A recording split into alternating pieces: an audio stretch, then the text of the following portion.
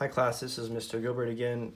Today's lesson is going to be about brushes and brush techniques. So there's a couple different types of brushes that I find to be the most useful in my work, and one of them is the round brush. You can see it there, and it's got a round shape with it comes to a pointed tip, and that's just really useful for a lot of different things. And then the other style that I really like is a flat brush, kind of out of focus. There we go. So the flat brush, I got a couple different sizes. I'd say this one's probably my workhorse. I think I use that the most. And then this one gets a little bit of use. But I thought I'd show you kind of how they work. Obviously, you know, brush technique, it depends on how hard or soft you're using it. So if you're just using just the tip of the brush, you get this really nice fine line. And then if you press down, of course, you can get that line to go from thick to thin. You can also use the round brush to kind of fill in some areas a little bit if you go to the side of it like that.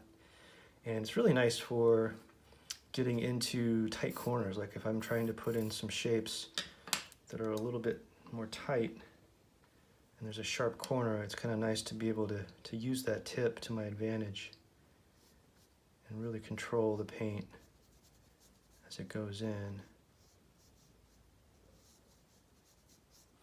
That'd be a little more difficult with the flat, because the flat, of course, has a wider sort of coverage area, and so you can cover areas a little more quickly with the flat.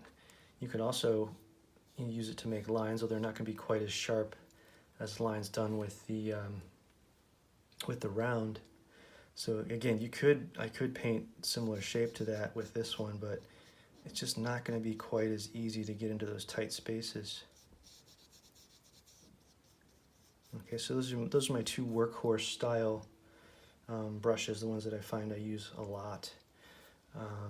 Obviously, if you've got the money to spend, you can go out and get a script liner or something for making really long, straight flowing lines. You could get a fan brush, you could get a Japanese hake brush like this, which is useful for gesso applications or making really broad areas of color. You can wet the whole page with it. For wet and wet techniques, okay? So that now I've got wet and wet going everywhere.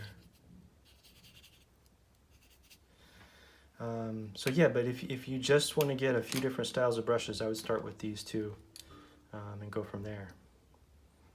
All right, until next time, have a good one.